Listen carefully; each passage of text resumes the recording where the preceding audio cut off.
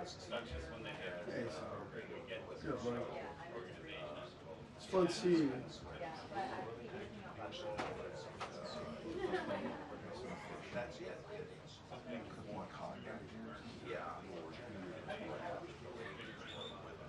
Just be thankful it's not squid. No. Oh, lutefisk is the one. Okay, when you're going into rare. Oh, like manipulating you with that was. No, I do not. You probably had it. Lutefisk.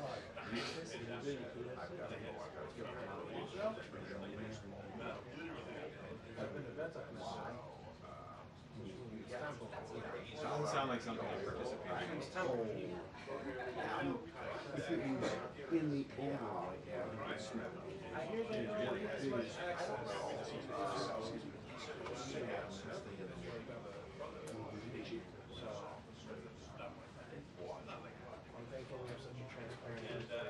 What? It came last night. Did you even get their group chat? Virginia Court example. I need to visit Liz government. Who did? Virginia Court review. It's a magazine. It's not a view piece. It's like Cool, dude. it's a big idea magazine. It's 10 years. Poetry, long essays. It's great. It's a good tale. Let's talk about So you gotta keep an eye out for my friend's son's punk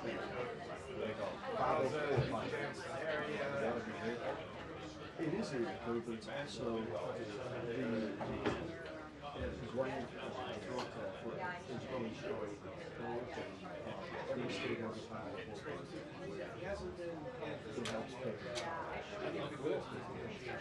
And that's what it's about. And where are they based? Here. DC? Here, I'm telling you, it's a deal for the area. Every state has Giving you a hard time. It's not a good sign.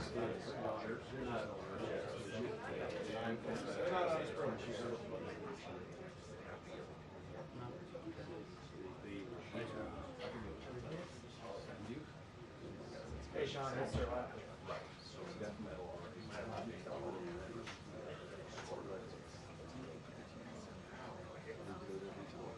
So they take them down. They can switch. Hey, I like When did they actually? Two administrations. Really? No, it's, we don't have same.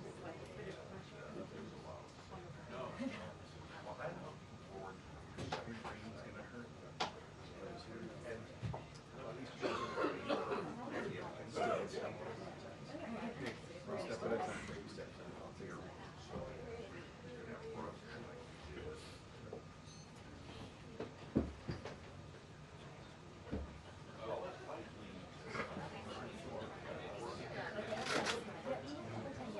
No, I know what I'm saying, but that's.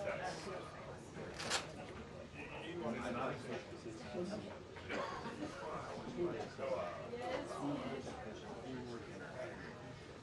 era. But they think so. There we go. By the way, your cameo, it's in Chicago. I gotta hear more about it. Oh, you're in it. You meet Ken Light What in did I Chicago. do? I think you're about to meet St. I love that. I love that. No, we're in Chicago. Remember that protest and the fights and the Trump hotels over there? And you turned around and you're like, oh my God, I have a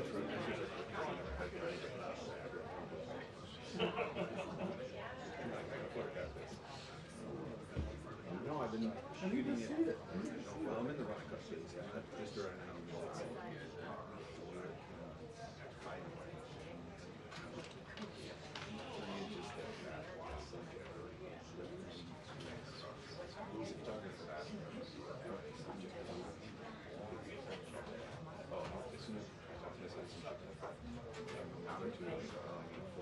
Yours? You might be like a cool guy.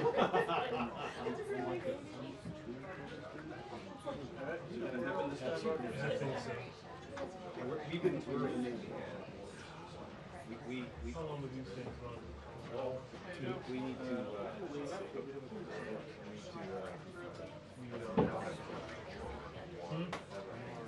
follow him.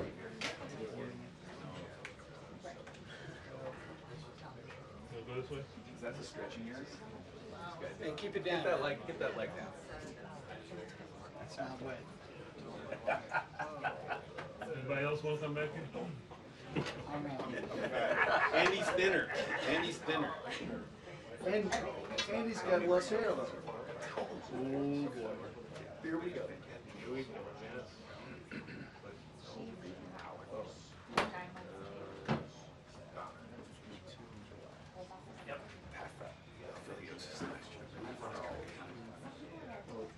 I don't really get one, but I mean, it's one of those things. This is one of the peak emergencies. It gotta work.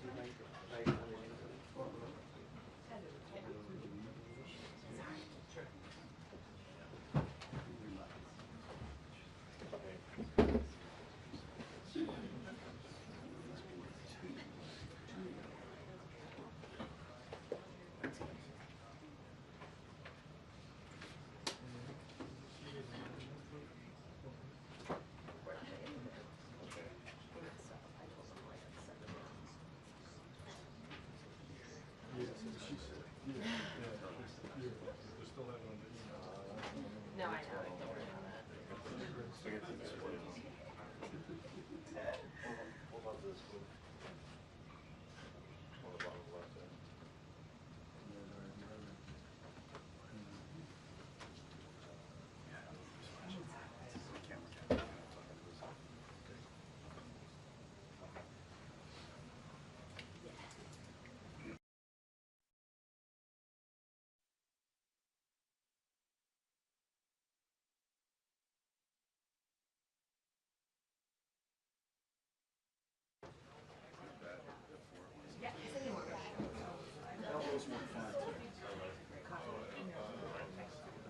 We got Quick check, Alicia.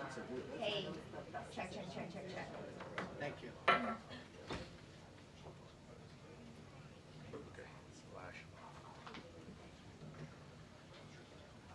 Peter? 543. Thank you. 2-1.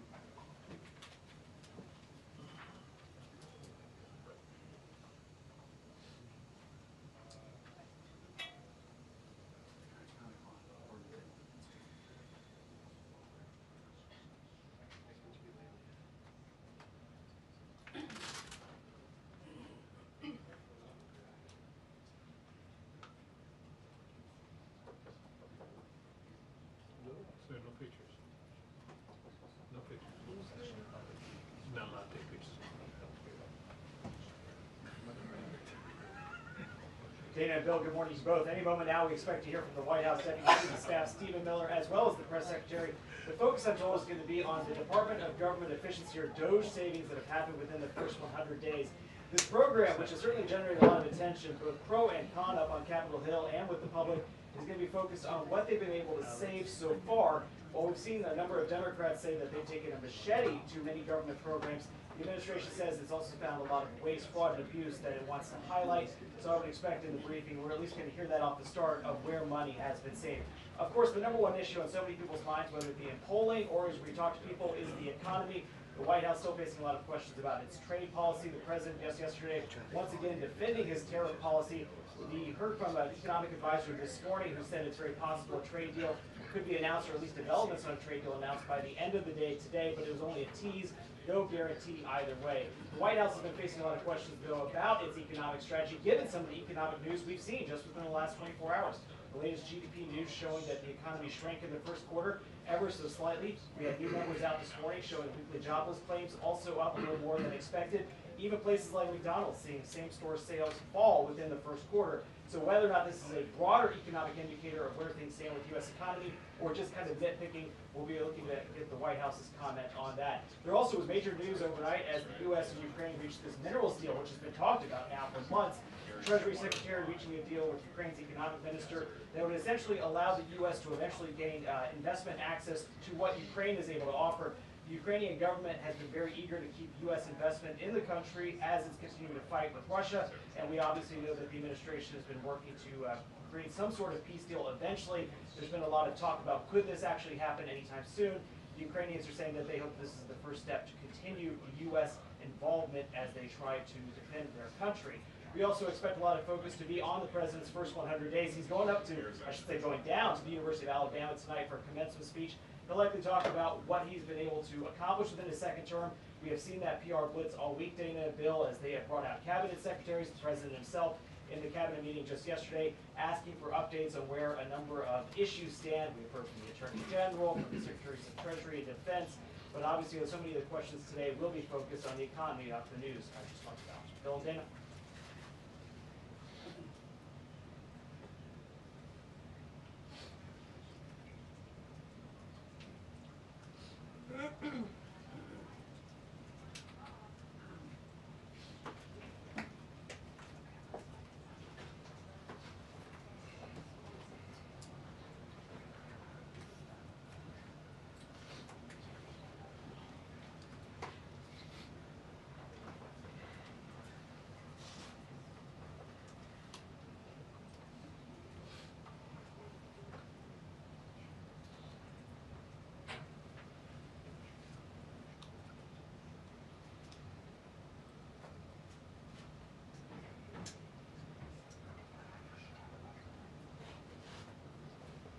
Dana, there's been a lot of questions about timing, about whether or not we'd actually be able to see that bill done by the 4th of July, which is what officials here have been trying to say they would like to see happen. Obviously, it'd be symbolic. 2 minutes until the briefing. 2 minutes until the briefing. Dana, so I'll take my seat in 2 minutes as they are going to be out here.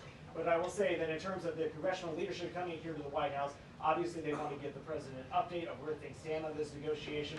The White House very eager to see this text be signed into law, and they're getting ready to come out now, so I'll take a seat. Dana?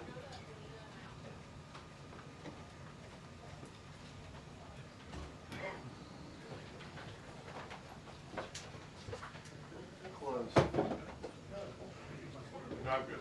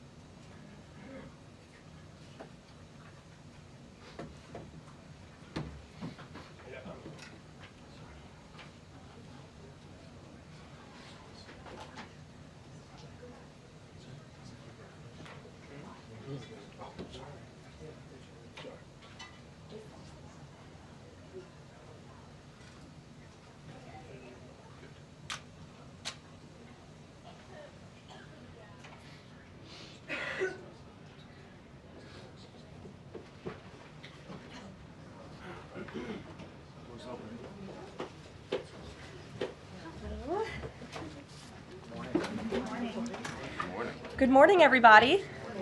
We're capping off the first 100-day week with our morning briefing. How does everybody feel? You like the morning briefings? Okay, we do too. That's why we're doing them. It's good to see all of you. I brought a friend out here today who is happy to take your questions, but first, some remarks. At 11 o'clock, President Trump will participate in a National Day of Prayer event where he will invite Americans of all faiths across the country to join him in asking for God's continued blessings over our great country. During the event, the president will sign an executive order establishing a Religious Liberty Commission. Later today, President Trump will travel to the University of Alabama to deliver a commencement address to the graduating class of 2025. Last night, we saw yet again why President Trump is our deal maker in chief. We secured a historic agreement to establish the United States-Ukraine Reconstruction Investment Fund. This is a first of its kind economic partnership for the reconstruction and long-term economic success of Ukraine that the United States will greatly benefit from. This partnership represents the United States taking an economic stake in securing a free, peaceful, and sovereign future for Ukraine. This partnership establishes a fund that will receive 50% of royalties, license fees, and other similar payments from natural resource projects in Ukraine. President Trump has been clear from the beginning. He wants the killing in this brutal war to end. This agreement shows how invested the president is in securing a truly lasting peace. To mark President Trump's triumphant first 100 days in office, we've detailed all week how President Trump has been hard at work delivering on the promises he made to the American people. And yesterday, the president once again showcased why he is the most transparent and accessible president in American history when he held his 4th open press cabinet meeting. Every cabinet secretary went into great detail, explaining how their respective agencies are making life better for American families and businesses. And then the president allowed all of you to ask questions on anything you wanted afterwards. One of the main reasons President Trump won nearly 80 million votes, swept all 7 battleground states, and received a resounding mandate from the American public is because of the contrast he presented during the campaign and continues to this day. Everything in President Trump's agenda is grounded in one thing: common sense. While the Democrat Party went off the deep end and doubled down on pure craziness, President Trump pledged to restore common sense back to the United States of America. In a little more than 3 months, that's exactly what he's done. He recognized that America is a sovereign nation that cannot survive if it does not protect its territorial borders. So he secured the border in record time and ended the mass invasion of tens of millions of illegal aliens into our homeland. The president knows his top responsibility is ensuring the safety of the American people, which is why he's arresting violent illegal alien invaders in our communities who threaten our public safety. And it's unacceptable to President Trump to allow rampant waste, fraud, and abuse of Americans' precious tax dollars, which is why the president championed a historic DOGE effort that saved nearly $200 billion already. President Trump knows America is blessed with an abundance of liquid gold below our feet in the form of fossil fuels. So he ended Joe Biden's reckless war on American energy and is restoring American energy dominance to lower costs and strengthen our national security. President Trump believes Americans should be free to drive whatever car they want, so he ended Joe Biden's disastrous EV mandate and promoted true consumer choice. President Trump stood up for the Constitution's promise of colorblind equality before the law, so he terminated radical DEI preferencing and federal contracting and directed federal agencies to relentlessly combat private sector discrimination. DEI seeks to divide and pit Americans against each other based on immutable characteristics. President Trump put an end to it. In President Trump's America, individual dignity, hard work, and excellence are the only things that will determine if you get ahead. President Trump is a proud free speech champion, which is why he ended Joe Biden's trampling of free speech rights and the federal government's censorship of American speech on online platforms. The president believes college students have a right to speak their minds and go to school safely. Again, common sense. So he took bold action to protect Jewish American students from harassment by pro-Hamas radicals on their campuses. And President Trump knows that America's children are our future, and he'll never stop fighting for them. That's why he ended the radical, un-American indoctrination of children by eliminating support for divisive, radical gender ideology and equity ideology, and why the president protected parents' fundamental rights. And lastly, the president believes in fundamental biology. Isn't that something? Which is why he made it the official policy of the United States government that there are only 2 sexes, male and female. And because men and women are biologically different, President Trump ended the unfair, demeaning practice of forcing women to compete against men in sports and having their private spaces invaded. When President Trump promised a complete restoration of America and the revolution of common sense, he meant it. And over the next 100 days, get ready for historic trade deals, budget deals, and peace deals. For more on President Trump's common sense revolution, I will turn it over to our White House Deputy Chief of Staff for Policy, Stephen Miller. Stephen, thanks for coming in today. Thank you, Caroline. Great to be up here with you, and great to see so many familiar faces I've had a chance to get to know over a number of years as we gather this morning to continue our celebration of President Trump's unprecedented and historic first 100 days in office, what are without doubt the greatest 100 days to begin any American presidency in the history of this nation. This week you've heard about the historic actions President Trump has taken to secure our homeland, to secure our sovereignty, to secure our economy and our supply chains and our industrial base. Today you're also going to hear from me about what President Trump has done to secure our values, our culture, and our way of life from the unwavering assault from the radical left and the communists and the Democrat Party. One of the most significant crises that President Trump inherited upon taking office was the wave of racial discrimination, so-called diversity, equity, and inclusion policies that have taken over both public sector and private sector entities all across the United States of America.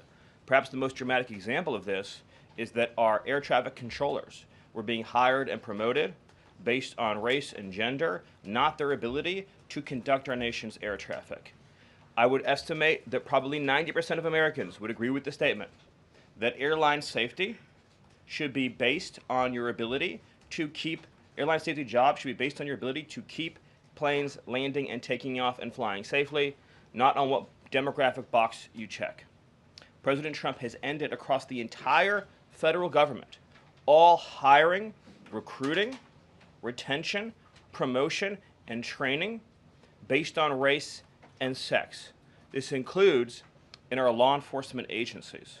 So again, when we took office, even in sensitive law enforcement, national security, and intelligence agencies, we were hiring individuals not on their ability to carry a weapon, not on their ability to keep Americans safe, not on their ability to conduct sensitive intelligence operations, but based upon race and sex. And obviously, that is unacceptable. It's going to be merit-based across the whole federal government. But this wasn't just the federal government. This was the private sector, and this was also, of course, our entire university and education system.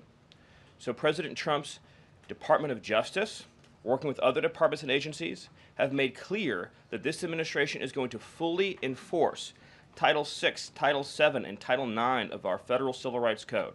Discrimination based on race and sex is prohibited by law, and this administration will vigorously enforce that. And companies, small or large, that violate plain text of federal statutes will face appropriate financial and other penalties. This administration is not going to let our society devolve into communist, woke, DEI strangulation. We are going to have a system of merit, which is not just a social and cultural issue, it's an economic issue. When you hire, retain, and recruit based on merit, as President Trump has directed, you advance innovation, you advance growth, you advance investment, you advance job creation, you create the best and safest product for all Americans. When a citizen goes to, say, a hospital in a medical emergency, they don't care what race or sex their doctor or their nurse is. They want the best treatment they can get in that emergency. When they're flying a plane or when they are on an aircraft, they want that pilot to be the best pilot, the safest pilot, not caring what that pilot's race or sex is.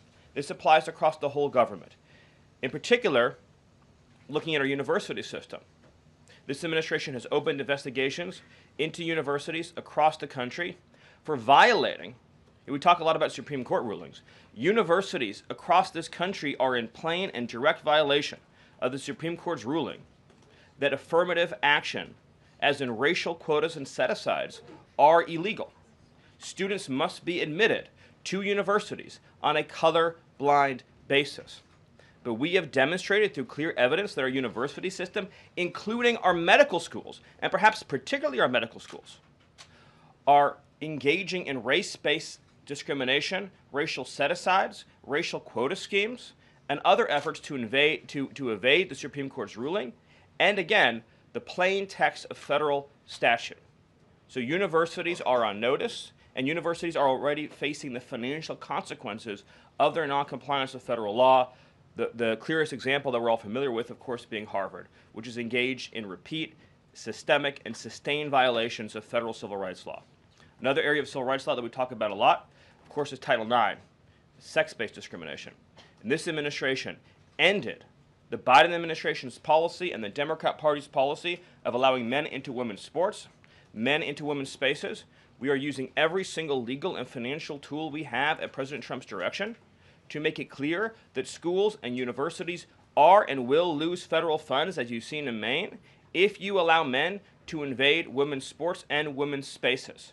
And this applies to our whole K-12 system. The Department of Justice is also coordinating with state and local law enforcement to fight child abuse in our school systems. It is child abuse to change a child's gender, particularly if you do not inform the parents. In other words, if a 5-year-old or a 6-year-old goes to school, or a 7-year-old goes to school, and the teacher tries to turn the boy into a girl or the girl into a boy, that is child abuse. And this administration is treating that as child abuse. And it is a gross violation of parental rights.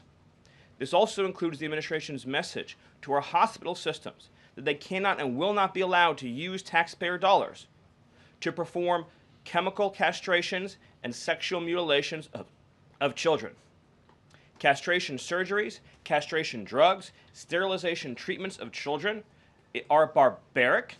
They violate all sound medical ethics. They are completely unwarranted. They harm children for life irreversibly. It is child torture. It is child abuse. It is medical malpractice. And so the Department of Health and Human Services, under the leadership of Bobby Kennedy, as well as the Department of Justice and other departments of this government, are making clear to our medical providers and our hospital systems that you cannot use taxpayer dollars to perform these barbaric procedures on America's children. And HHS has systematically eliminated all of the junk, fake science that was produced under the Biden administration promoting sex changes on children, promoting the idea of sterilizing children. That's been cleaned out. That's been removed, and new guidance is being issued to doctors and hospitals advising them that they cannot perform these horrifying procedures, these irreversible procedures on our nation's children. We are also making clear in our prison system, male prisoners will not be allowed into women's prisons. The Biden administration promoted prison rape by putting men into female prisons. That is obviously insane, cruel, and unacceptable. And even though the Democrat Party and Hakeem Jeffries and the Democrat media continue to fight to put men into women's prisons, this administration will not allow that. And will not allow men, as well, in our K-12 system, into women's private spaces and restrooms. We have seen horrifying example after example of young girls being sexually assaulted because school districts have allowed men into women's and girls' private spaces. This administration, President Trump, is at the forefront of protecting women and protecting girls. And nowhere is that clearer than when we are talking about fighting radical gender ideology. This administration is also fighting to get critical race theory out of our school districts. Children will be taught to love America. Children will be taught to be patriots. Children will be taught civic values for schools that want federal taxpayer funding. So as we close the Department of Education and we provide funding to states, we are going to make sure that these funds are not being used to promote communist ideology. For any nation to be successful, it cannot teach its children to hate themselves and to hate their country. So these are a few of the areas in which President Trump has fought the cancerous communist woke culture that was destroying this country, where we were led to believe that men were women, that women were men, that racial discrimination was good, that merit was bad, and that safety and physical security mattered less than the feelings of liberal ideologues. The president has also fought to return the Department of Justice to its core mission of protecting public safety and locking up violent criminals, instead of using the Department of Justice to target conservatives, to target Christians, to target people of faith. The last administration cruelly and shamefully used the power of the Justice Department to go after law-abiding Americans, in particular Trump supporters, conservatives, and Christians. That persecution has ended. The Department of Justice and the FBI are back in the business of going after bad guys, of going after gangs, of going after criminals, and keeping Americans safe. Let me just conclude before taking questions by noting that when you look at the sweep of the first 100 days, every single crisis that has afflicted America for years, sometimes decades, sometimes generations, this president has fought head on. He has taken on every entrenched power structure and system all across this government, this swamp, this town. That includes, of course, the Doge efforts to slash corrupt, wasteful government spending, graft, and corruption, and to stop billions of taxpayer dollars from going to radical left NGOs. These are left-wing nonprofits that are used to advance illegal immigration, to advance open borders, to advance gender ideology, and to advance all of this insanity that has been turning our country in the wrong direction for so many years. President Trump took head on the trade crisis afflicting this country with the destruction of our manufacturing and industrial base, the shameful betrayal of the American worker by Joe Biden and the globalists that sent all of our supply chains overseas. He took head on the catastrophe of mass, unlimited illegal immigration that was turning us into a failed third world state and achieved the lowest level of illegal immigration in recorded history without even a close second. He took on the economic crisis afflicting this country by reopening American energy, by defeating inflation, by lowering gas prices, by ending the onslaught and reversing the onslaught of federal regulation, by reopening coal, shale, oil, natural gas, and fighting now for the largest tax cut and reform and the largest deregulation reform and the largest energy reform in American history. These are just some of the things that have ushered in the new golden age, along with his fight to restore the peace that we had for 4 years under the previous administration before Joe Biden sunk this planet into bloodshed and war in the Middle East, in Europe, and rising tensions in Asia. President Trump, in every area of conflict around the globe, has been fighting to restore peace, security, stability, harmony. So he inherited an economic catastrophe, a border catastrophe, a public safety catastrophe, and a cultural catastrophe. And in every case, he has reversed those catastrophes and brought America into the new golden age. So I thank you for your time, and I look forward to any questions you have. Awesome. Thank you, Stephen. And as always, we'll start with our new media seat today. Chris Bedford from the Blaze Media. Why don't you kick us off? Thank you very much. Stephen, what is the end goal of the China tariffs right now? Is the idea to open up the Chinese markets through a deal to a better market for exporting American goods to China, or is it a reconfiguration of global trade in a way that isolates China from free countries? Go. So China is a unique situation, obviously. The president has talked at length about what happened to us economically since China's entrance into the World Trade Organization and the trillions and trillions of dollars of trade deficits that we've racked up with China over the period of that time, and what that's meant for our national security, what that's meant for our economic security, what that's meant for our supply chains.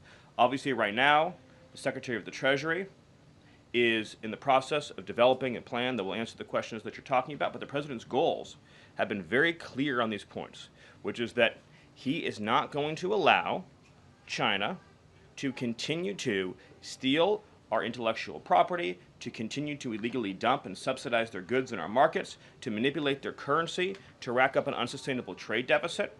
We need to have a trade relationship with China that does not do harm to our nation's economic and national security. And that has to be the guidepost of any objective. At the same time, tariffs will bring significant revenue into this country that will allow us to pursue our dramatic plan of tax cuts and reforms. Awesome. Great. Bloomberg, go ahead. Hi. First, as well, similar to that question, I'm curious, Kevin Hassett, when you CNBC this morning, said that they were expecting some sort of news on tariffs by the end of the day. Do you have any insight into that? I don't want to get ahead of any announcement, but I'll just reiterate that right now, countries from all over the world, because of President Trump's leadership, are desperate and dying to make trade deals with the United States.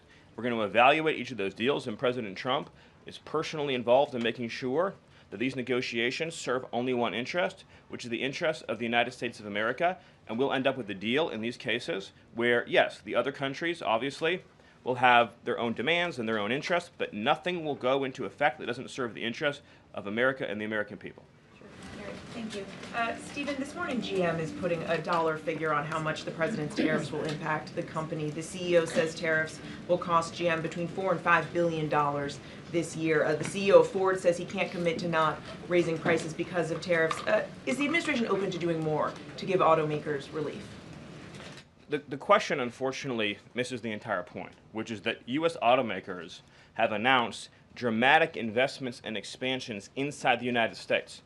American auto plants are growing, they are expanding, they are opening new facilities, they are expanding existing facilities that are already in operation, because it is now the case that for the first time in our lives, that American cars receive preference in America's markets. The U.S. auto industry used to control the entire world.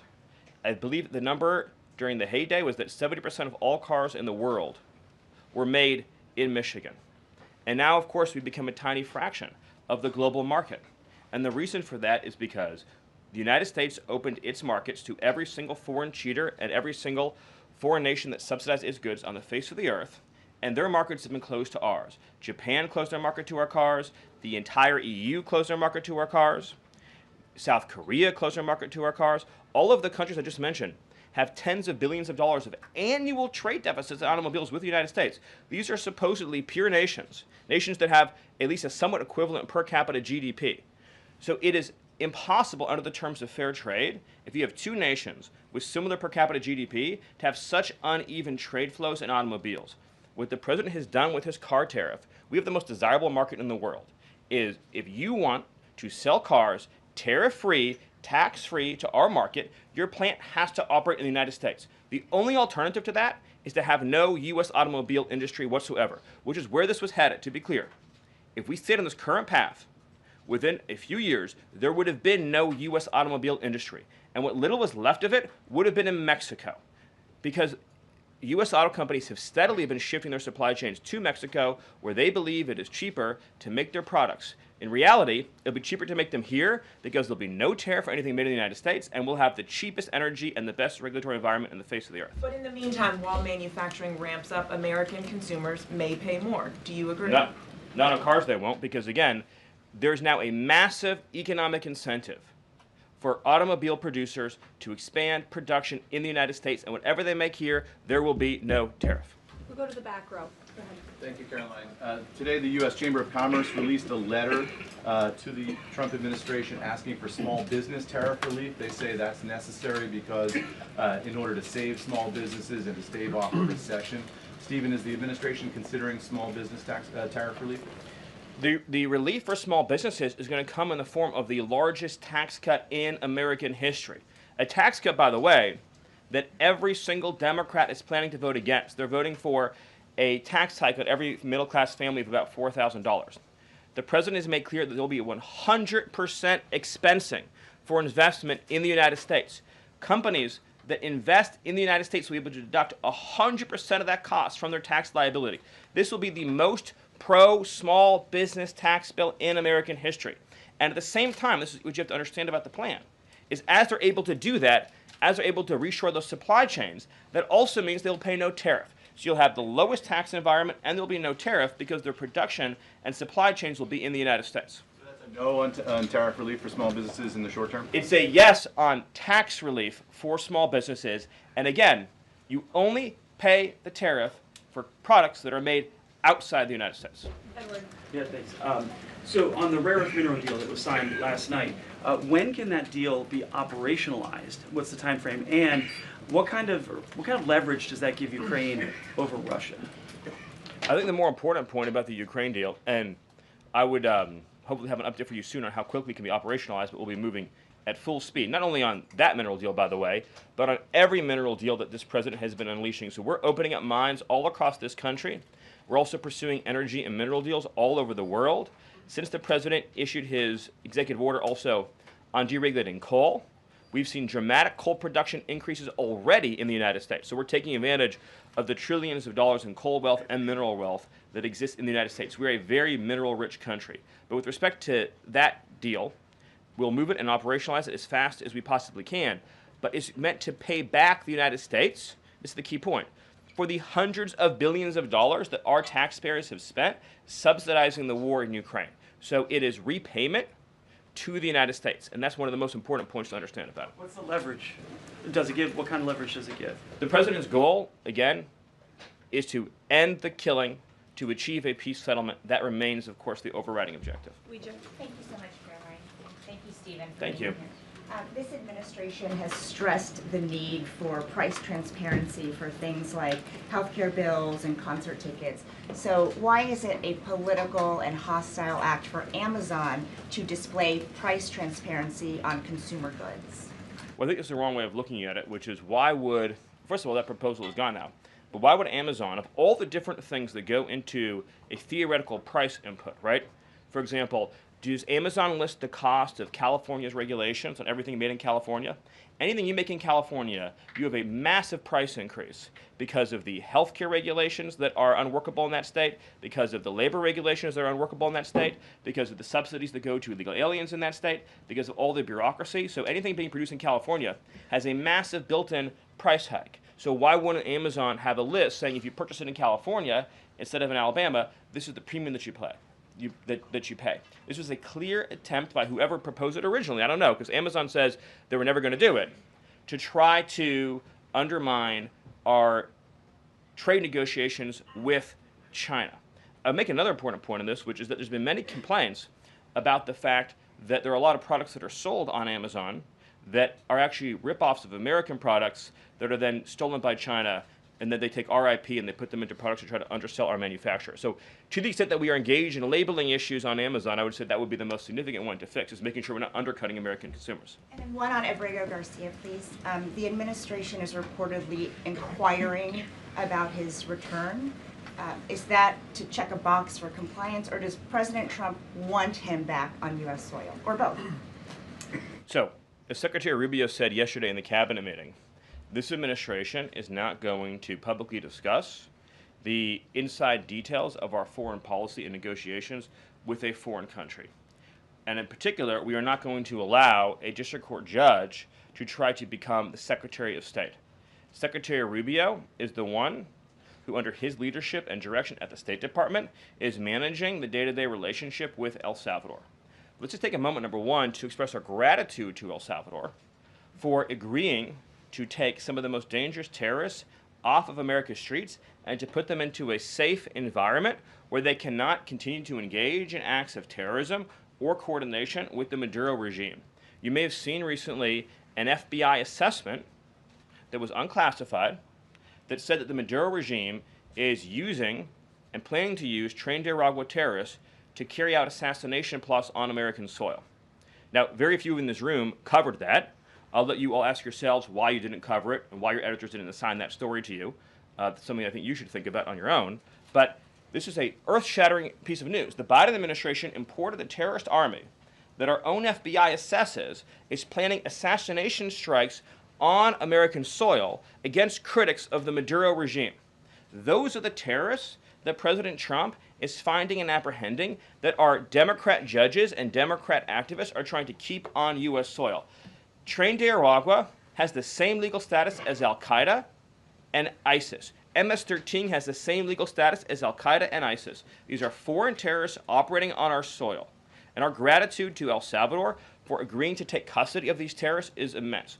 With respect to the case that you mentioned, there has now even been more evidence that has been made public of this person's violent, repeated threats and assaults against his spouse, someone who had repeated, documented human trafficking and human smuggling offenses, somebody that has extensively documented membership in MS-13, a terrorist organization, and of course he had MS-13 tattooed on his knuckles. This is a person that was a clear and present danger to the safety of the American people.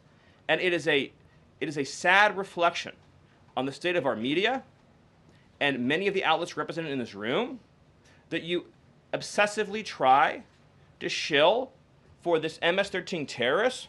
Well, no coverage occurred in your papers about any of the Americans that were raped and tortured and murdered by the illegals that Biden was importing into our country. You know, you talk about due process. The Biden administration made the decision to give extensive due process to two Tren de Aragua terrorists that were apprehended at the border just a couple years ago. They were two gentlemen. They were from Venezuela. They were members of Tren de Aragua. The Biden administration Border Patrol apprehended them and made the decision to provide them with extensive due process put them onto a program known as supervised release, and put them on ankle monitors so that they could go through a lengthy legal, judicial determination as to whether these legal aliens who had just set foot on U.S. soil might want to live in the United States for the rest of their lives. What was the result of that decision? What was the result of that choice that was made? Those two men kidnapped a young girl named Jocelyn Ungary from her family. They beat her, they sexually assaulted her, they tortured her, they stripped her, they murdered her, and they dumped her body. That is what the Biden administration's policy was. Most of your papers never covered her story when it happened. To the extent that you covered it at all, it was because President Trump forced you to cover it by highlighting it repeatedly over and over again. He had to shame you into covering it. And each and every one of you that sides over and over again with these MS-13 terrorists, to the extent that you have the financial means to do so, you all choose to live in condos or homes or houses as far away from these kinds of gangbangers as you possibly can. If I offered any one of you a rent-free home with no taxes to pay in any of these gang neighborhoods, and I said your neighbors are MS-13 terrorists or Mexican mafia or Sinaloa cartel or Tren de Aragua, I couldn't pay you to live there. But yet you, with your coverage, are trying to force innocent Americans to have these people as their neighbors, and that one day their daughter may be abducted from their home and raped and murdered. So you're not going to get an ounce of sympathy from this administration or President Trump for the terrorists who've invaded our homes and our country. Awesome. Thank you. Peter, we'll take a couple more questions. A couple questions on DOGE, of course, because that's the topic that you're here to speak about. But I want to ask you one other question about the topic of prices. We heard from the president on this just yesterday, right now, on prices and the risk that there could be some short-term, as he said, shortages. He was referring specifically to dolls. What do you tell Americans right now, Stephen, who say they can't afford to, in the president's words, be patient? Americans who voted for President Trump on his promise that he would lower prices across the board on day one. But he did lower prices across the board on day one. Well, grocery prices last month went up 0.4%, of course. So I mean, just across the board, not exclusively eggs. Inflation, as you would acknowledge, is down substantially. Gas prices are down substantially. The new GDP report showed a 22% record increase in investment in the United States of America. So all of the, and don't even, egg prices, of course, which was all you guys talked about for a few days, I think are down like 80%. The reality is that we can either surrender economically to China, or we can reclaim and reshore our manufacturing base and our industrial needs. And it's not just China. In the event of any national emergency, this is the president's first duty as commander-in-chief. In the event of any national emergency, we cannot be reliant on foreign countries for steel, aluminum, energy, technology, any of the essential components that we need to keep this country running. He is fulfilling his duty as commander-in-chief that every president before him had failed to fulfill or even actively betrayed. And despite inheriting all of this, as I mentioned, inflation down, jobs up, and particularly, by the way, jobs for American workers. So for the first time, you look at these jobs reports, the government workers are going down, which artificially, of course, increased previous job totals. The employment of non-citizens is going down. The employment of American citizens is exploding. Remember, all the job gains during the Biden administration, so-called gains, on net were for foreign workers. So if you look at the stock of American workers over his whole administration, they lost jobs on net. So if you're an American worker, you lived through 4 years of a Biden depression. That was the economic reality that now the President Trump is rescuing. And again, if you make your product in America, there's no tariff. And as we develop advanced manufacturing techniques, increased AI, increased robotics, it'll be cheaper and cheaper and cheaper to manufacture in America. But to be clear, you said that prices have gone down across the board. The president himself acknowledged that on toys you may end up paying, on dolls he was referring to, you may end up paying a little bit more right now. So in terms of he was making the point that I think almost every American consumer agrees with. If they had a choice between and I'm a parent of young children, you had a choice between a doll from China that might have, say, lead paint in it, that is not as well constructed as a doll made in America that has a higher environmental and regulatory standard and that is made to a higher degree of quality. And those two products are both on Amazon, that yes, you probably would be willing to pay more for a better made American product. But here's the key point. With the tax cuts, the regulation cuts, the energy price decrease, and everything else that President Trump is doing to unleash this era of American prosperity and prevent the road we were on to get off that road of financial ruin and doom means that it will be cheaper than ever to make and manufacture in America. I think that answers your question. So I'm going to one more. Stephen, can I just can I ask the Doge question? Can I ask about Doge? Peter, we just gave you 2 questions. Brian, go ahead. But I'll wait. That's okay. Thank you. Last night, Kamala Harris delivered her first major speech after losing the election. She attacked Trump personally, attacked the policies. Any comment from the White House on that? Well, I think it was a great reminder to the American people of just how blessed we all are that the leader sitting in the Oval Office today is President Donald Trump and not President Kamala Harris. It was a helpful reminder of just what a travesty and a tragedy that would have been. It would have been the end of America. And it gives me a chance to bring this whole thing home. If we continued on this road of radical regulation, choking off American energy, sending our supply chains to foreign countries, taxing our economy to death, pushing this cancerous woke ideology on our children, ending merit, ending scientific innovation, ending public safety, allowing, everyone goes to the stores these days, everything's locked up, criminals roam free, law-abiding citizens under the previous administration were punished while gangbangers were given red carpet treatment. Democrats, of course, are still giving gangbangers red carpet treatment. And then the border invasion. If those policies had continued, it would have been the end of the American Republic. And the only thing Americans want to hear from Kamala Harris is an apology for joining Joe Biden, and remember, she was the border czar, joining Joe Biden in aiding and abetting the invasion of our country. And we're never going to stop talking about this because what they did to this country is unforgivable. It is an eternal stain on the Democrat Party. Every day we read another story. Every day we arrest another alien they let into this country who raped a child, who beat a woman within an inch of her life, who murdered a mom, who murdered a dad, who trafficked drugs into this country, who trafficked fentanyl into this country, who are responsible for dead and slaughtered Americans. And I don't know what's broken in the Washington press corps, that none of that moves them emotionally. The only thing that gets them exercised is, do we need to have more trials for terrorist supporters? Do we need to have more trials for gangbangers? Do we need to have more trials for illegal alien invaders? Even though Congress and the Constitution clearly say that you can expel invaders and illegal aliens quickly, efficiently, and properly. This president has literally saved America, and I could not be prouder. I could not be prouder, as I know Caroline feels the same way, to come every single day to this building where we have a leader sitting in that office whose first, last, and every thought is the safety, prosperity, security, and sovereignty of the citizens. That's an important word, people. Citizens of this republic. Thank you all. Thank you, Stephen. Thank you for your time. Thank you, everyone. And just to add on the Kamala Harris point, I think I speak for everyone at the White House. We encourage Kamala Harris to continue going out and do speaking engagements. You'll hear from the president at 11 o'clock. See you guys later. A report the president's planning to fire Mike Waltz. You guys have a response? Why haven't you nominated a single judge?